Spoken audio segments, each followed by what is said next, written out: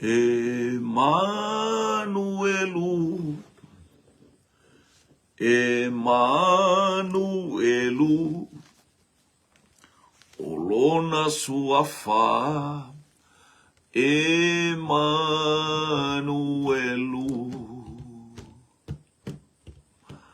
Emanuelu,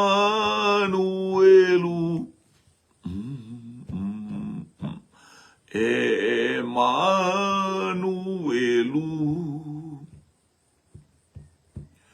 olona suafa, Emanuelu,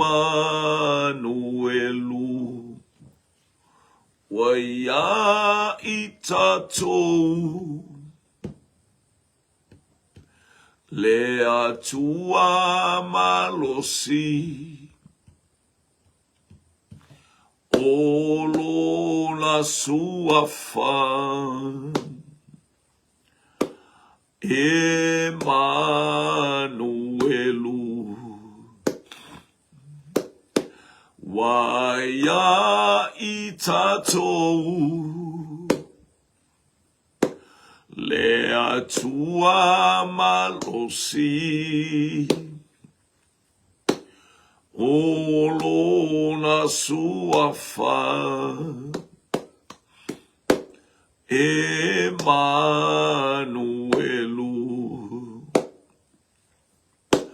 ia no fotupu oe, Yesu, Emanuelu oe,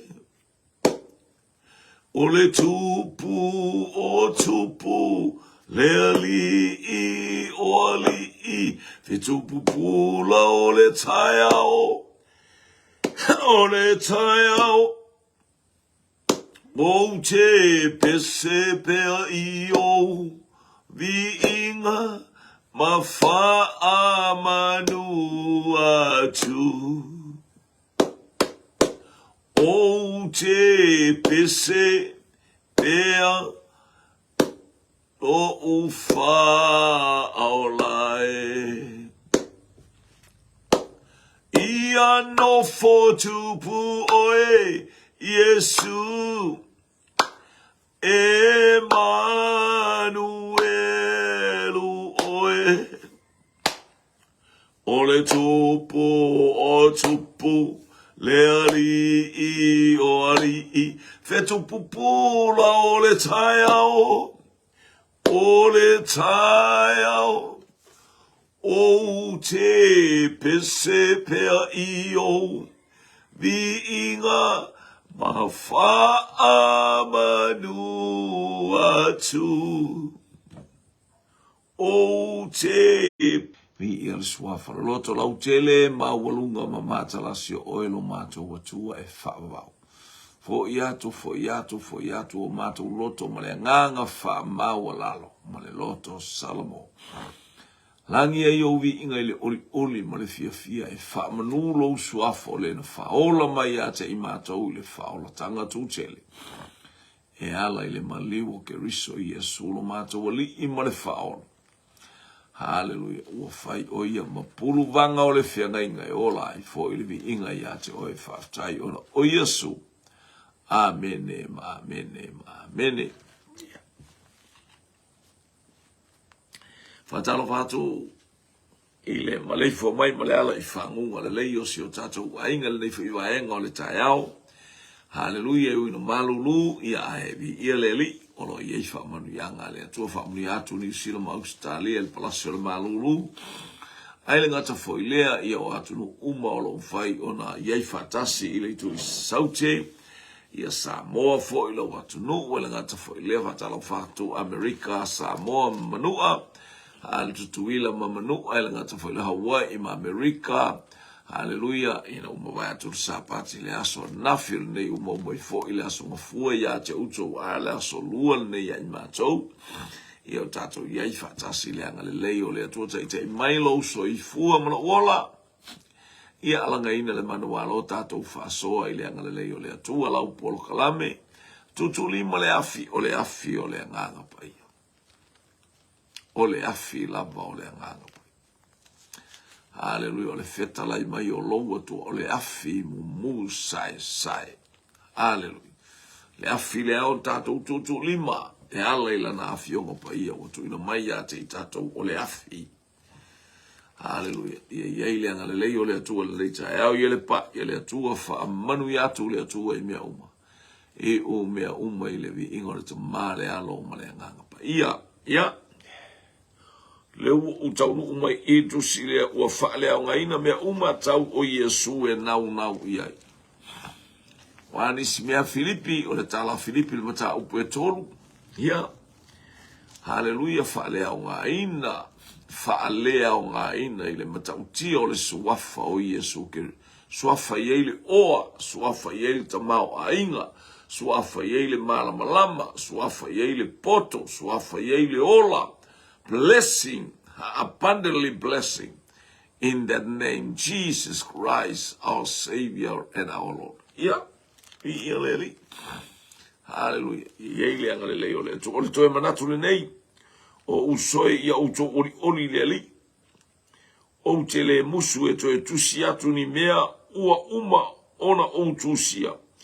A ole a saunga le muai o to. O ani me te taunga toe wha manatu mai le apostolo langona le. E te taua na tusi a Filipi. Toe wha manatu masanga wha manatu o le atore sana wha manatu. Haleluia. Ia wha lea o ngā ina mea uma ili sili o keriso. Maia nau e o tatou loto. Haleluia. E o mai tala apostolu te nau e wha manatu pe ia te utu amu. Ia a tatou fo i tatou nofu e mana e tatou wha nau.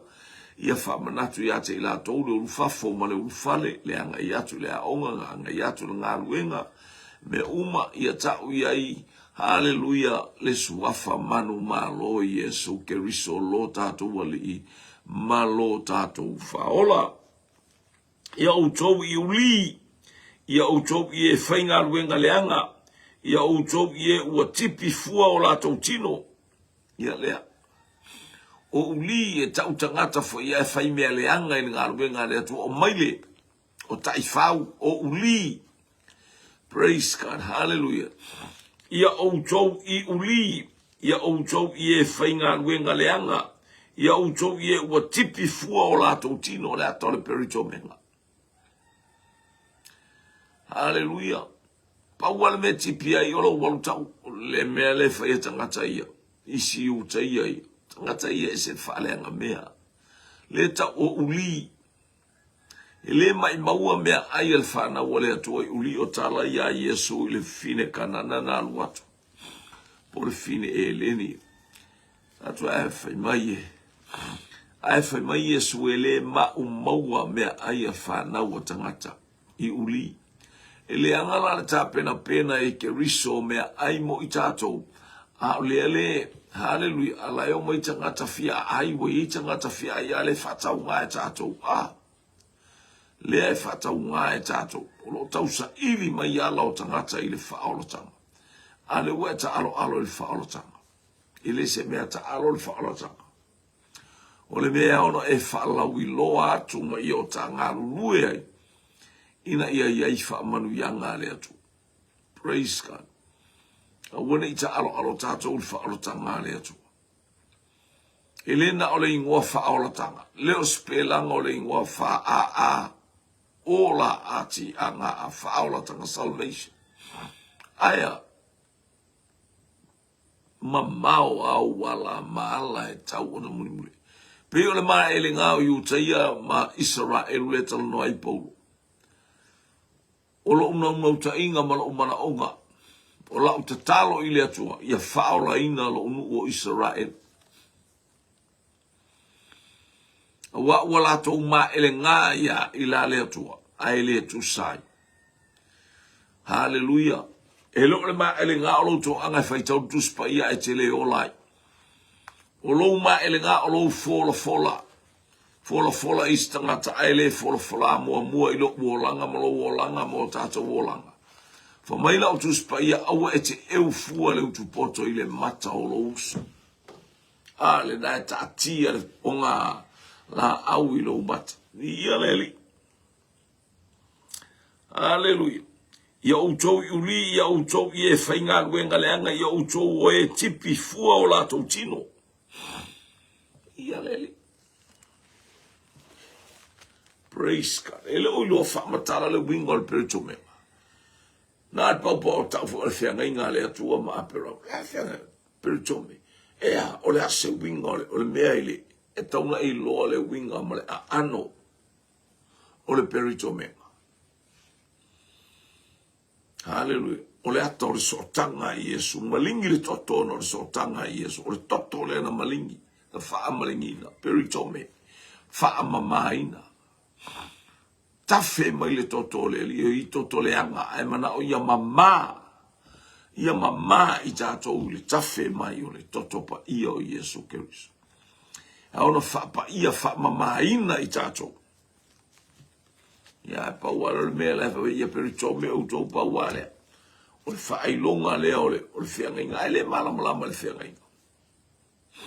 Fianga inga i ona po apero am. Le wo o mai o tato taimi ma le moli mai ele nganga pa ia i maota malawa ma fale nganga o le fa na wole atua. O le fa mama ina o tato loto. Aua nei wha pala pala. Pa ia le atua o le na whaia i tātou. E au na wha pa ia ina i tātou. E au na wha mama ina o tātou loto. O le ato le perito menga. O le ato le loto wha mai. Tolu whai pue tolu. Awa o le au perito meina moni i tātou. O e au aunga i le atua i le anganga. Ma mita ia Keriso. Ma fuanga na mele ta ole. O le perito menga. Mita malama lama o lo wola fa mamaina. Ola fa pa iaina. Hallelujah. O le ola na hallelujah. O lo o ilale atua e ala ia Keriso Yesu. Tatou te mita ai. Hallelujah. Ae le whaalangolango i le tino. Ae le whaalangolango i la le tino. Ioe. Pe o le tūlanga nā o le tala inga eo. E le mala. Awane e alu i se tala inga e te le mala malama. Fesili le upulela e alu e tala ia i se tangata. Fisosoani atu i ate oe. A wina atu o i ele atua le nganga pa i e fisosoani mo oe. Le hale winga o le upu peritome o le ase mea tā ua. I le tala autu ia Yesu Keriso na whaia winga i le peritome. Mea umala i peritome nga o le whanau a apero amo. Whana mua le atari o apera mo tangata ese. O le tangata ese. O le tino. Le akau ki ola mai lo kako wha le tino. Ala ua tu ua i le whianga inga. Wa amata mai e se ia o ina whapupula i ate oe. O mawai atu i uta ia safa ia i lea perito menga. Safa ia i lea perito menga. Le tu e whaia na mea aipa ua no mua o mai niwa i taimi pe o le tau maua e tangata. Ale tele tangata o perito mea e le anga o langa. Ai le whaamama ina o langa.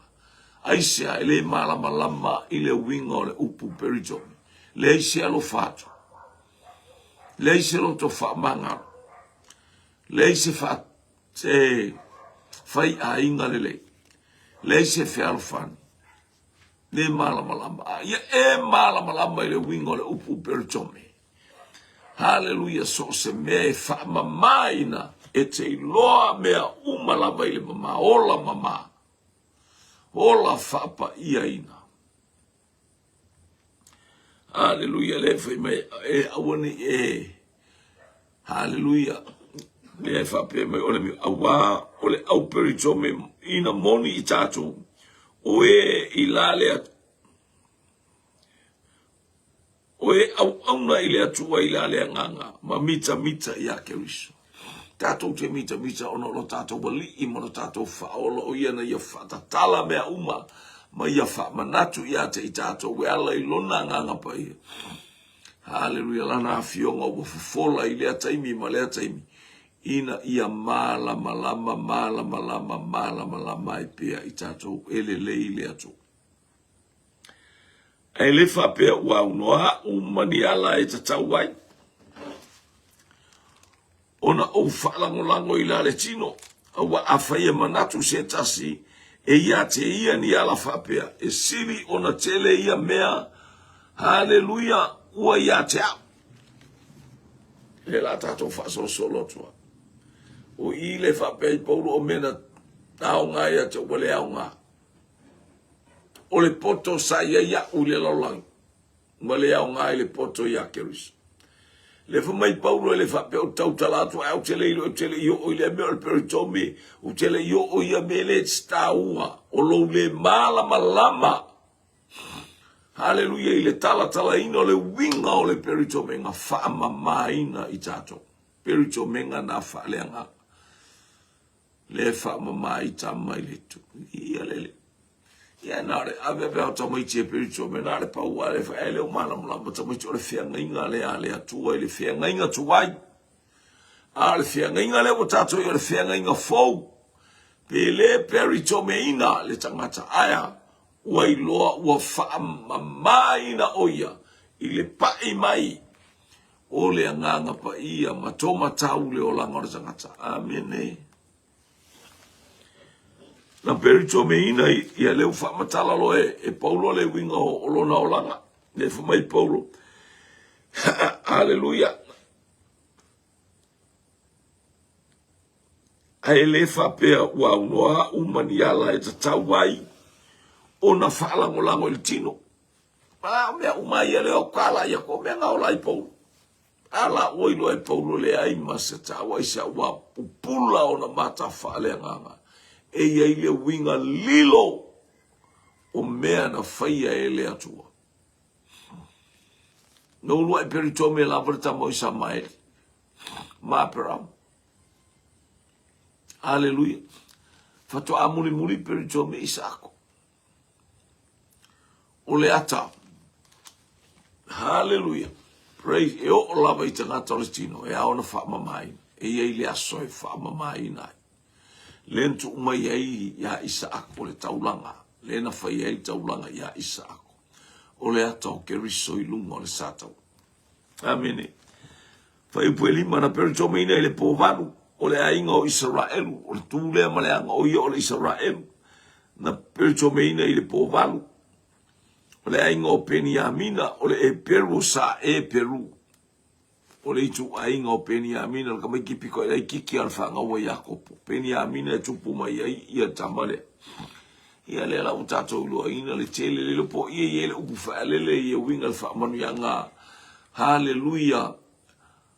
A Yakopo ia Peniamina ole luko. Na te saia e ala usu li tae au e saei. Hallelujah. A ole afiafi. Ia, na te whaputu. So watu wale maule ne te iua. Whailonga fisili le maule. Kene se ilon ta upe fast fulu male iwa.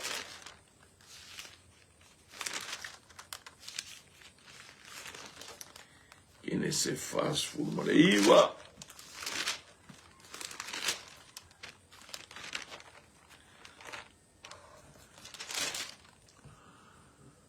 Hallelujah.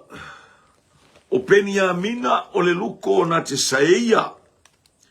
O le tae au e aia ia le mea ua maua. O le afiafi e vavaeina e ia o mea ua whaoa.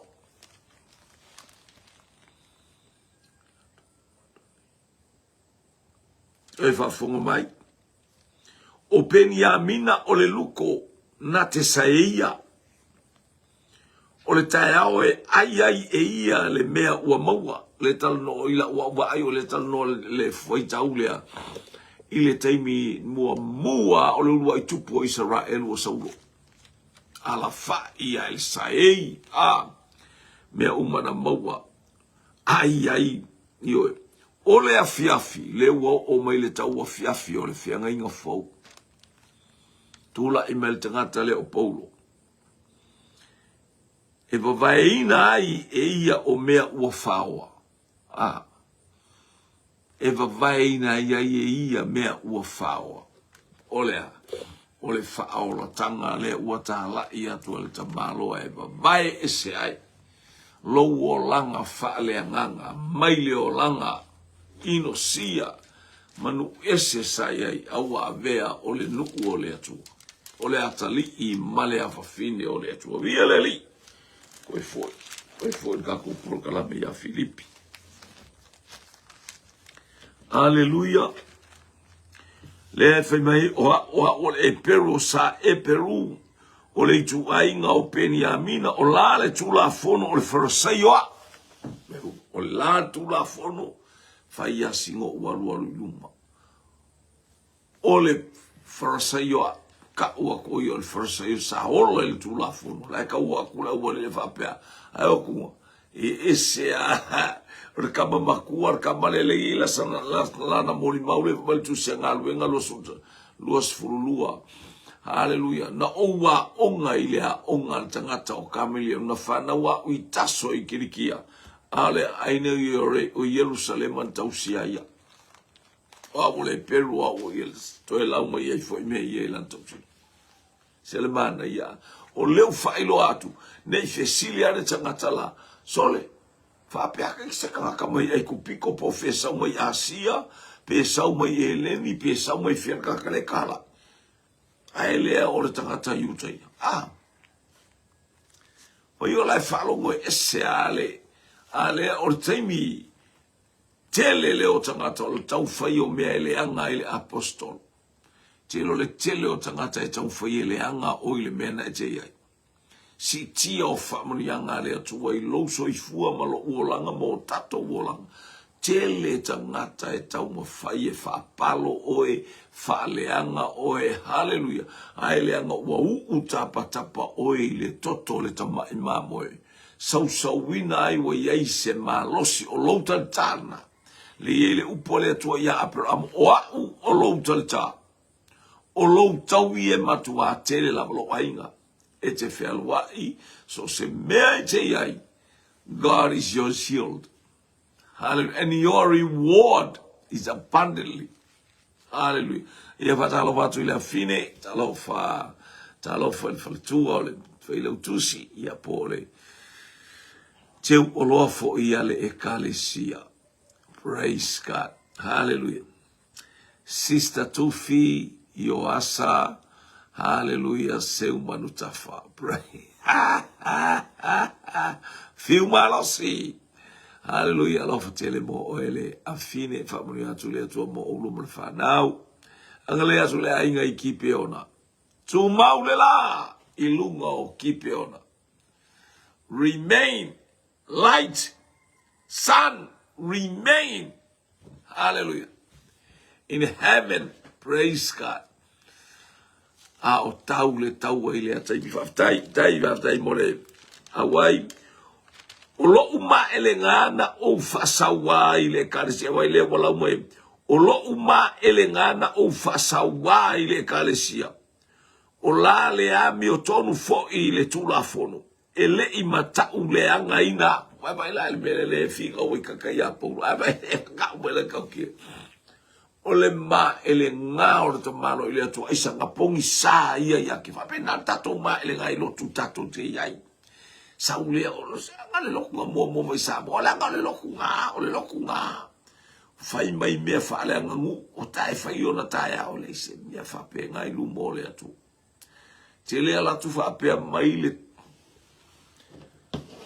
o mai tanga tale il tai o le la tu lutu ai ke wa ba ko esal bele ke arwa ia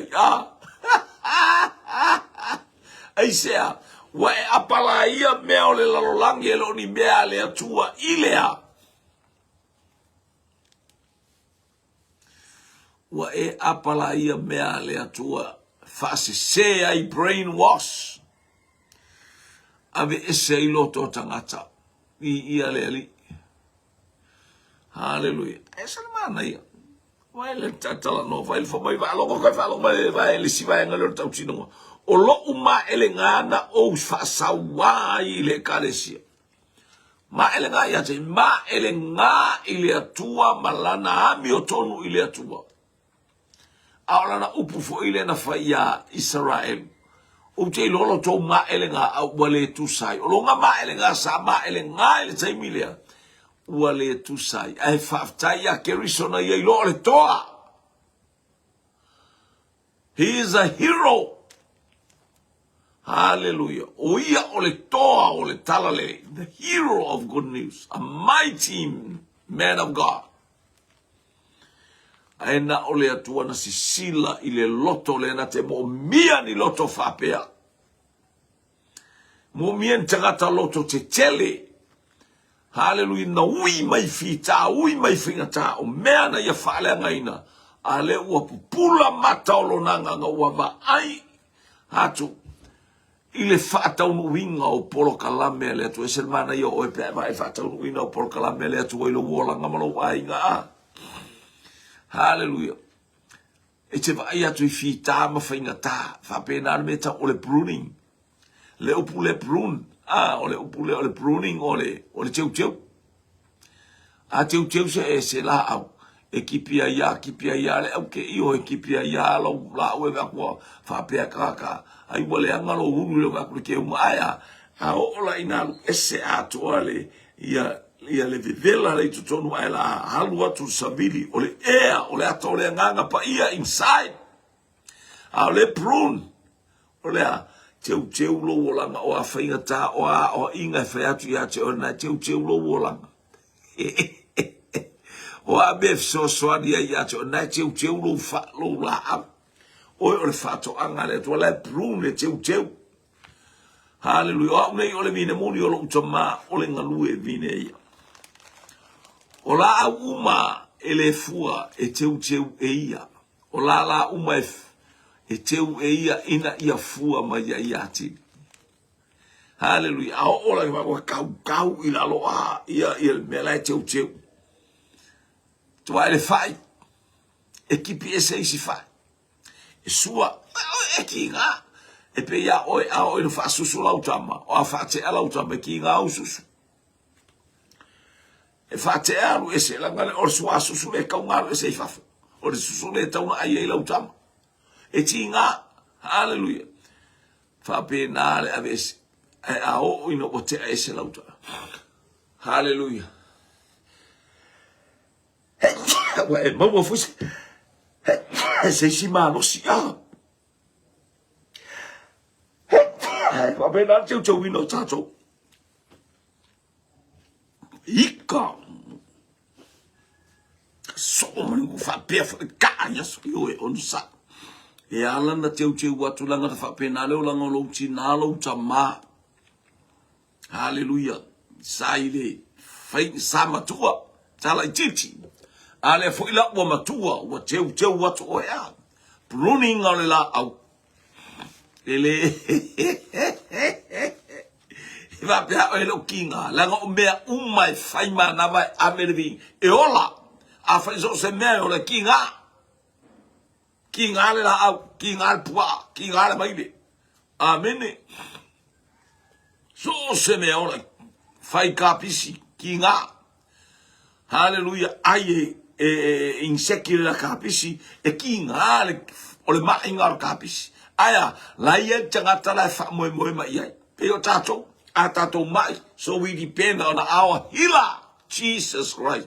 Fatalo watu ni jayao, zumere vai lo tu si malo le soifua, angale le yatu le tu ampa yatu le tu after uma wanunga le hawino le masina, ama wafo ilo malos te watu sa, la te watu la te no fo mai le ino fo pito itua o le sauninga I America I Seattle.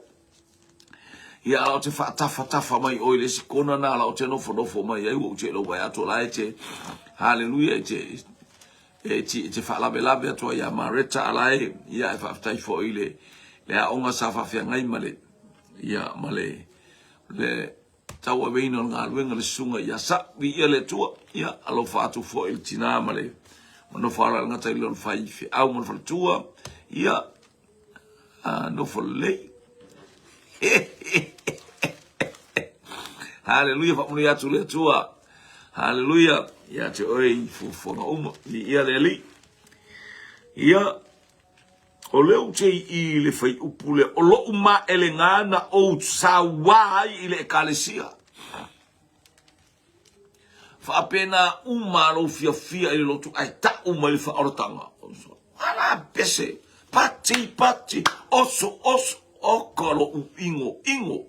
Ai sa ke ma ele ngana lo kaiki. O le wingo o pulanga sa ulo ai le atua mo fa ru fa penga o ke fa me ile nga aya o tele lo se meta o se fa ortanga. Kako uma ele kau fama kala ko ke kinga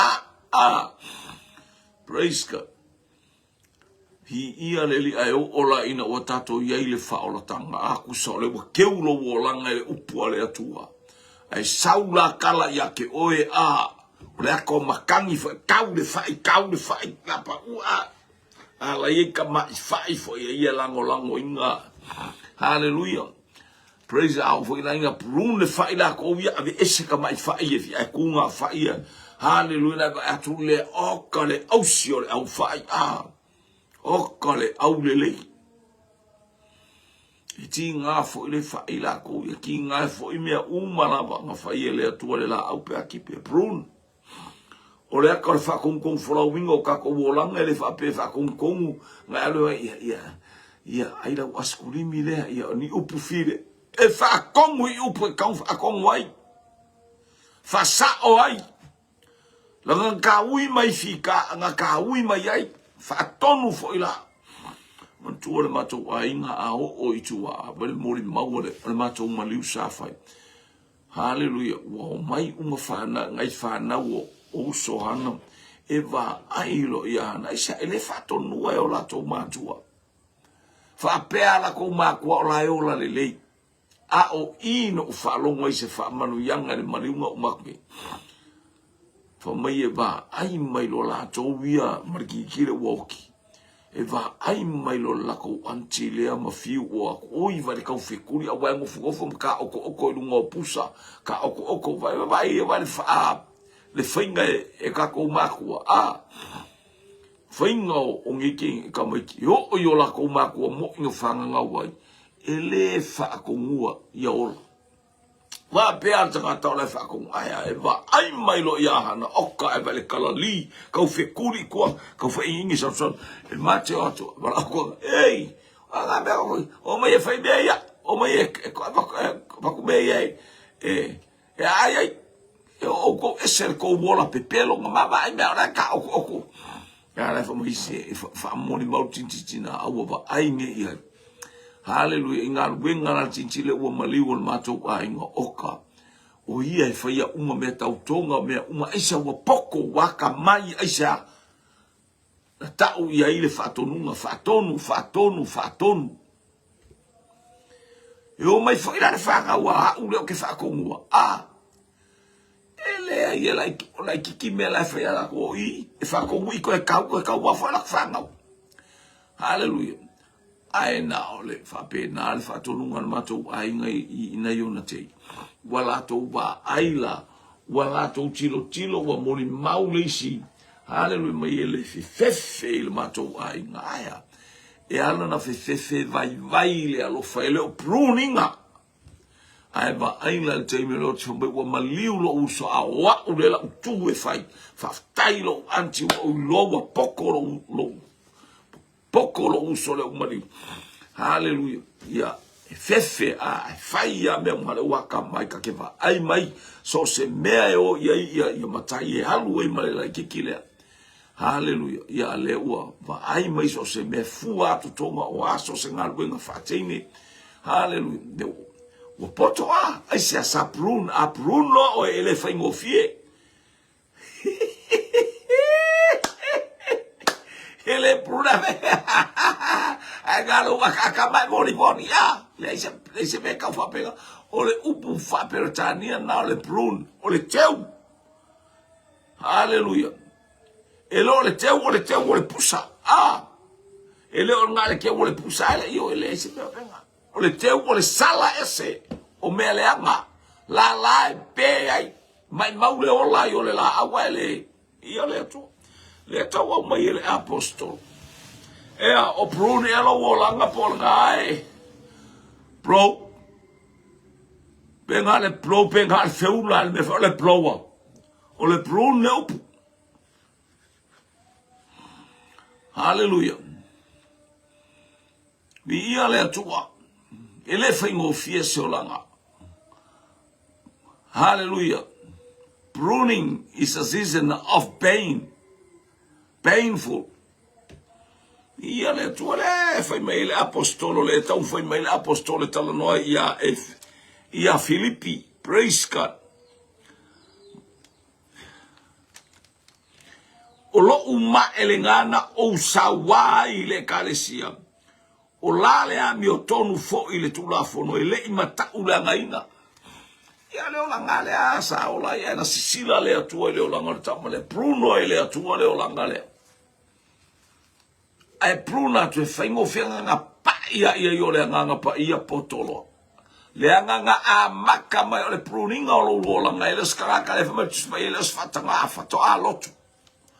Ele o se fato alotu o lo lotu a maka o le amakanga o lo wolanga lo kue a maka mai le mukuka a maka mai lo laiki kia le kai le koka tupu ane alu e tarta ngā mea alu e tau tanga mea alu e whai le saka alu e fufo e whai ma te ure mea lai te iai o le mea ngai ka o le whako ele e afo o mea ta o le lotu a mata mai ele o se fato alotu o lo wa o ngā tuspa ia Whakaia alua ele loko inga wai au kuspaia e poko mai e saulo e alu engo fo mai lungole pulela ele o se loko ngā mea ele o se amatanga na a ole amatanga ole o langa lotu o tangata a maka mai le a inga ta vita small boy fe oiai lale tu mai yuta le tonga bao fe o wau mamai lau whangau kala wau mamai lau whangau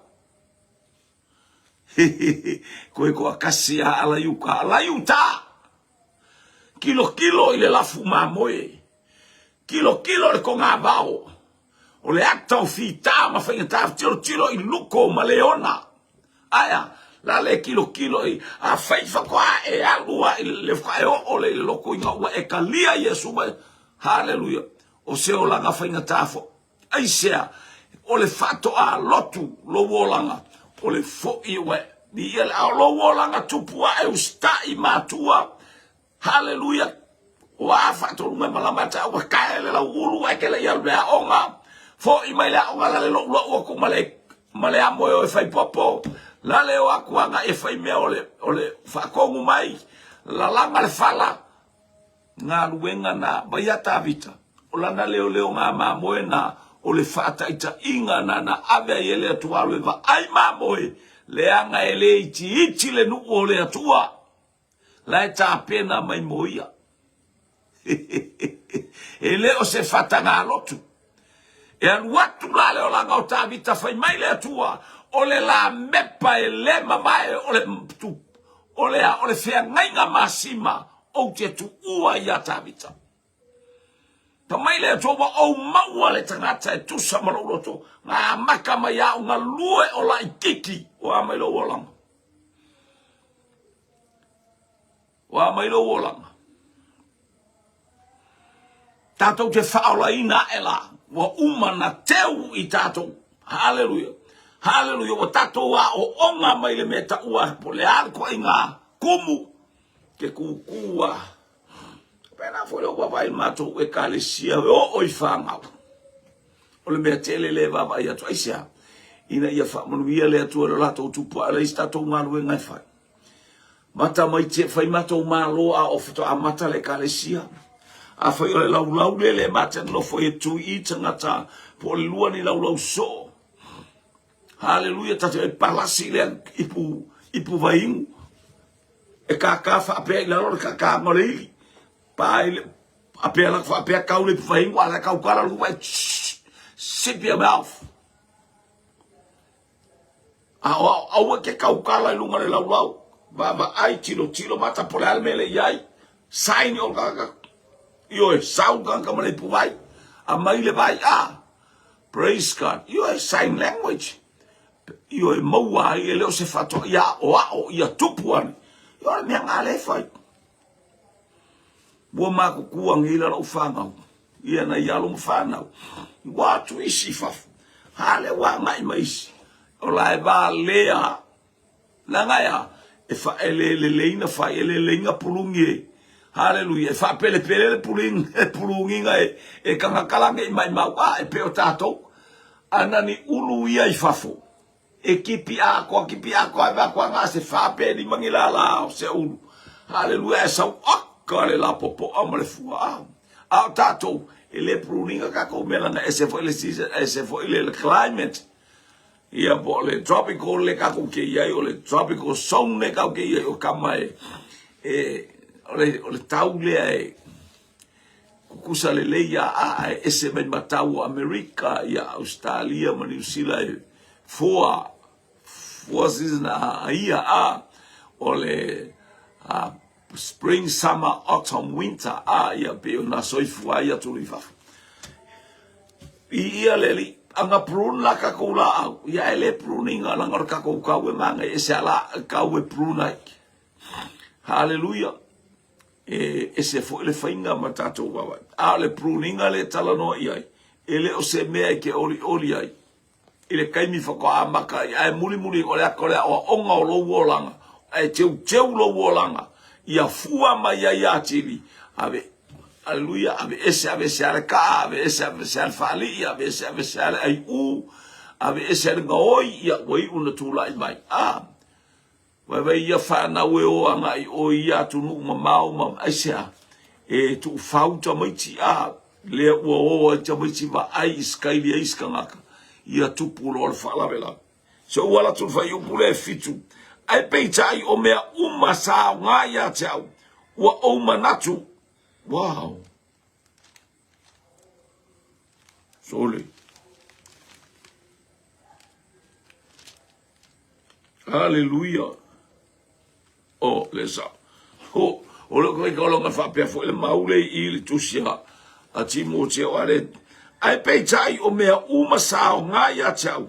Ua o manatu ua lea o ngā mea ona o keriso.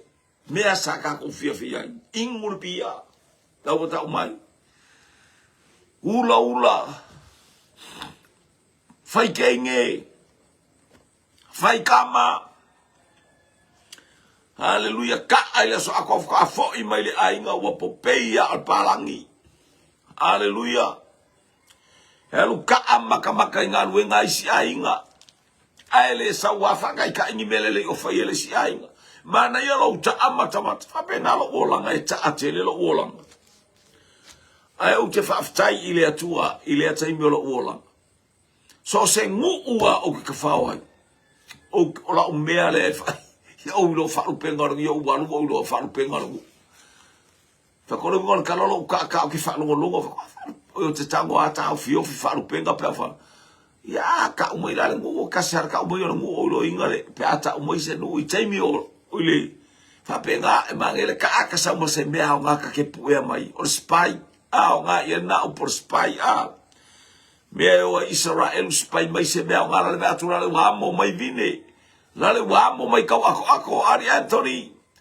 Hallelujah. Hallelujah. Talo fatalu masa family. Ia fabria tu le tu ele nei taiao. Ia leli.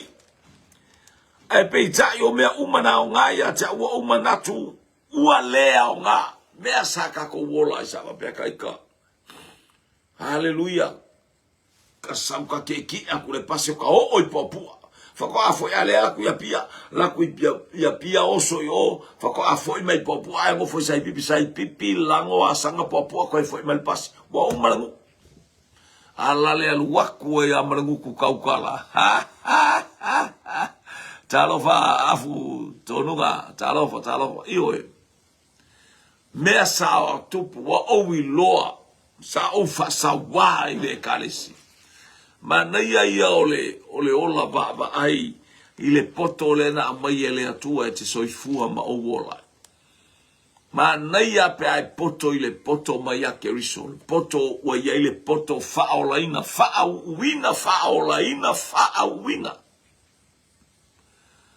Poto ile control. Hallelujah. O ila usamali. E o ila unofo. E o ila utautala. E o ila ufolinga. Vi ia ile atua. Sa fa mawalunga. Usui mai ele atua ele oena suia. Sa e tatalo ele atua tamfu ele atua e. Pia la ab matofo oi met fa mawalunga ai avatu. Ia wa tau fai atu e. E tuwa o ele atua ina e mea tuwa isa e olai. Ina ia e loa ele tauna e to e pa iai. Ole me sa e oti ai. Le angare vai atu le oti ala va tu alwa ele pu ai va ko le pula ala alwa.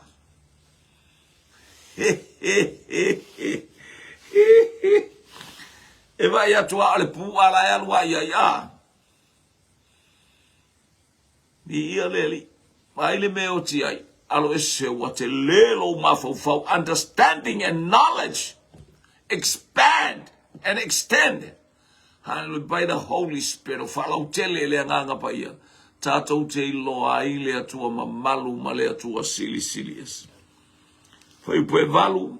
O le nei foi e moni lava. O lo manatu ua lea o ngā mea uma lava. Ona o le sili ese o le poto ya keriso Yesu. Ulo wali i.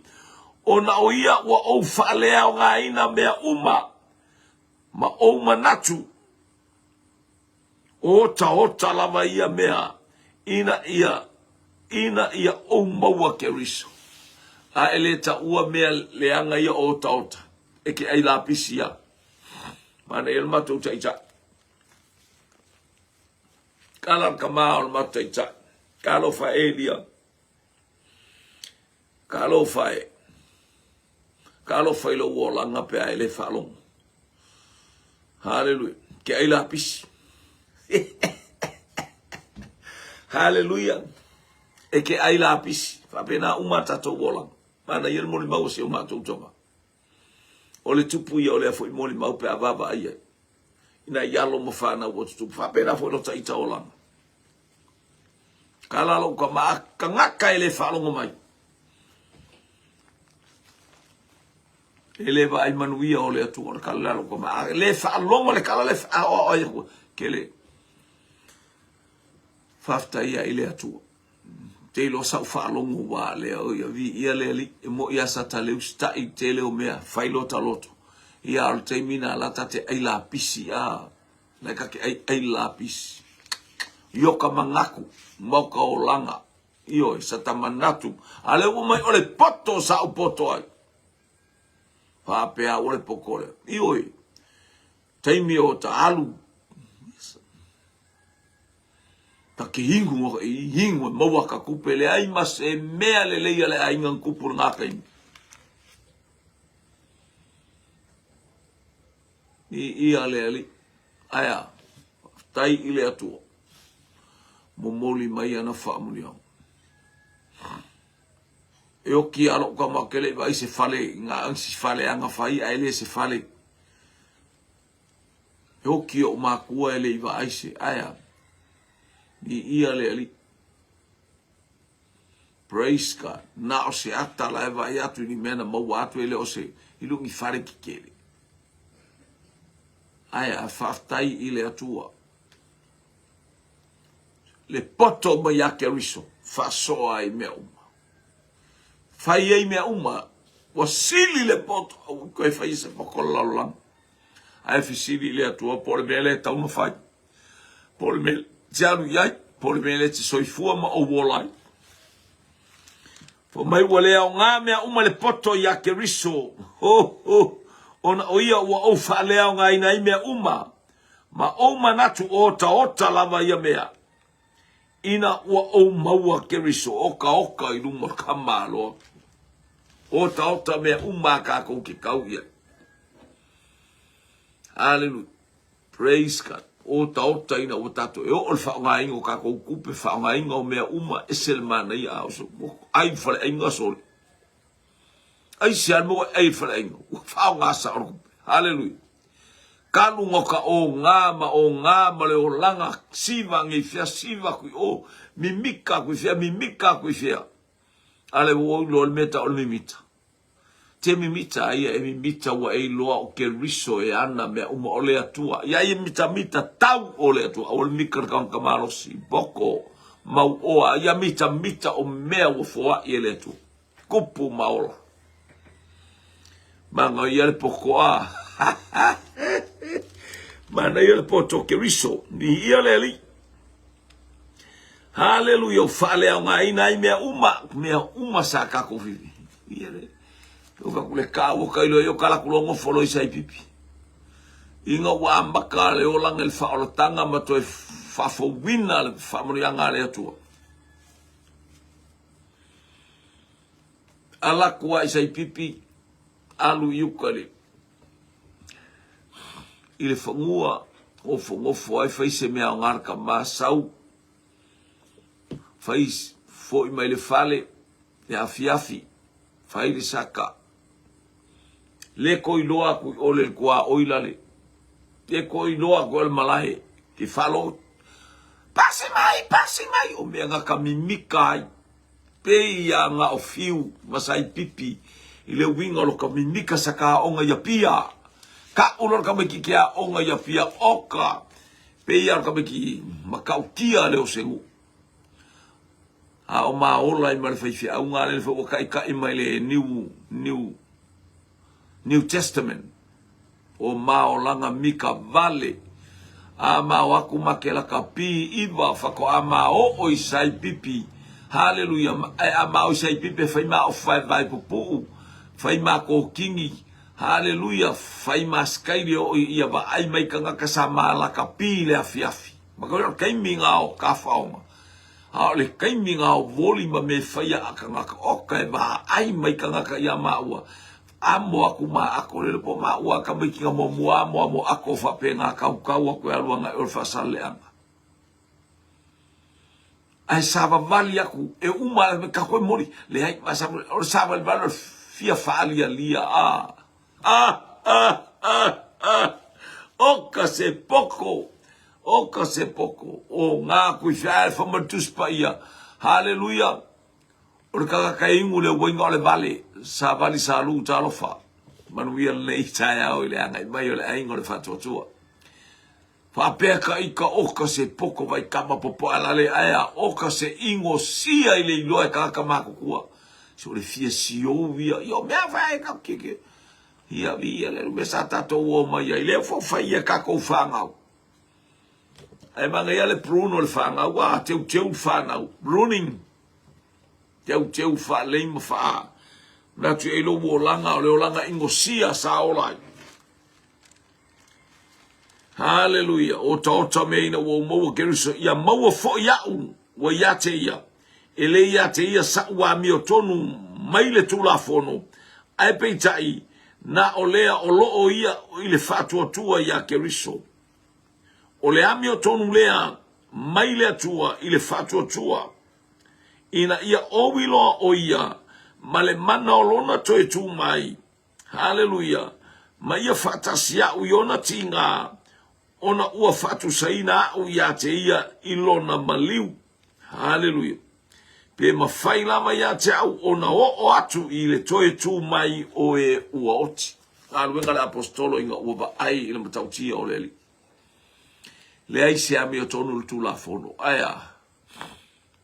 E le ai se ami o tonu le tula fono. Ngai a kausia. Le ai se ami o tonu. Aua ia I lo le whaatua tua I le alo e toa tasi o le atua. Le ua whaaton ton folau sa saa mai whaamalingi fo. Le mana o le anganga pa ia I lunga ia tautu. E maua e outou le mana pe afio I fo le anganga pa ia. Fai outou ma moli mau. Ya Yerusalema, Iutaia, Samaria o lava itulu inga o le lorolani. E vatala fatu I le sunga le taitai, I le sunga umale, ia lele, ia e lo fatele atu mo lau sunga, manu ia fo ngā lue ngā le atua o fito I tonu ma ngā lue ai, ia le manu ia o le atua, praise God. Ia o te ilo wai utato o polo kalamea. Hallelujah, le tano I whai upuna e suma le taksi lea watu ai. Ia pena kato o le pukoe whamanato te ate oe, o le bruninga o kako wolanga. O le fautua inga o oe le ta mama le tina e le whai ngofi. Awa ngea, yo wako I whapena talato ina. Aro ngai halu le saksa, yo, o le ngai bruno oe.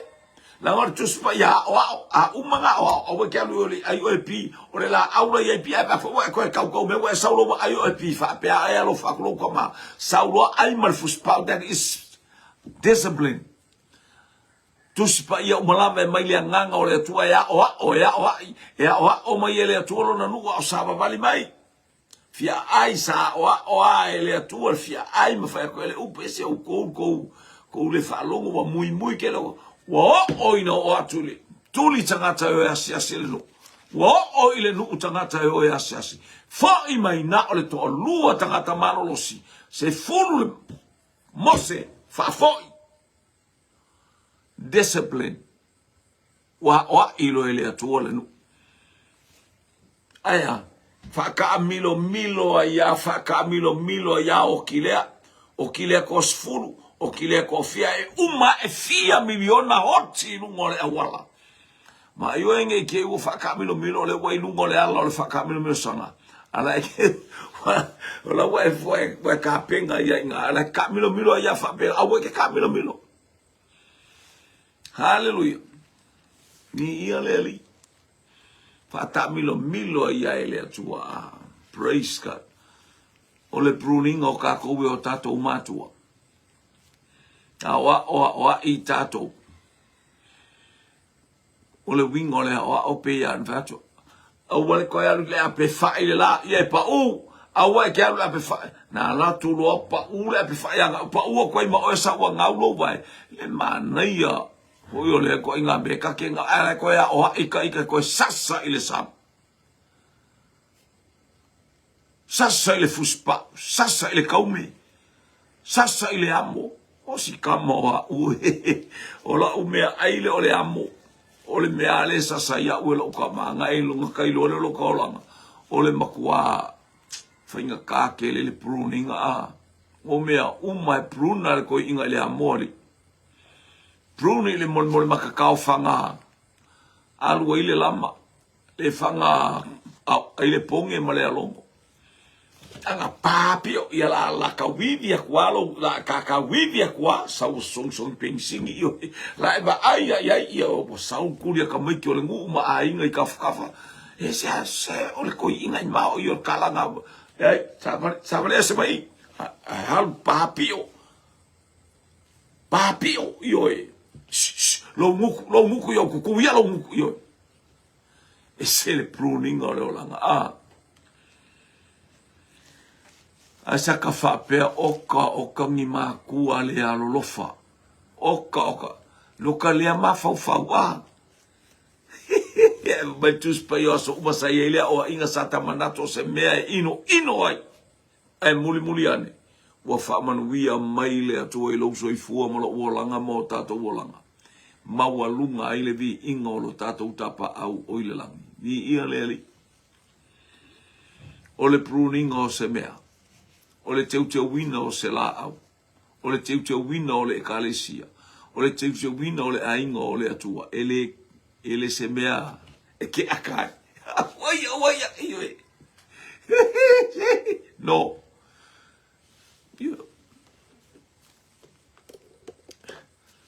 hallelujah tematua vai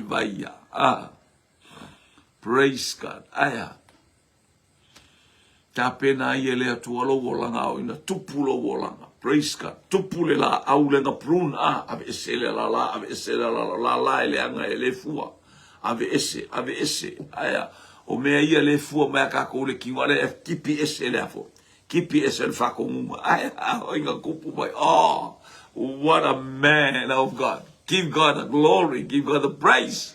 Hallelujah. Ia ile atua le viinga. Ia ile atua le fa manu. Ia ile atua le fa ne tanga. Lo langa o kamalo o polo. Vi ia le ali ima le fa malo sim nei taia. Ia ngale le atu le atua mpa ia atu le atua le nei taia. O te lo le tatus fumanlua pe atusa ai ma fuafuanga o le nei yasu. Pisi lai kiki a mo le ia sifontanga le uti mana oe fa ma futa ai ma la tau fai mai al tato por kala me fa mai tar suma lua ai mai no e ma o le ala tali ma fesili fa mo ia le tu ai fo fo ngol le tai au ia anga le atu au ona le tu le ngata fo le au ole whanau filifilia, ole tino keriso. Manuia nei tai au. To God be the glory forever and ever. Amen.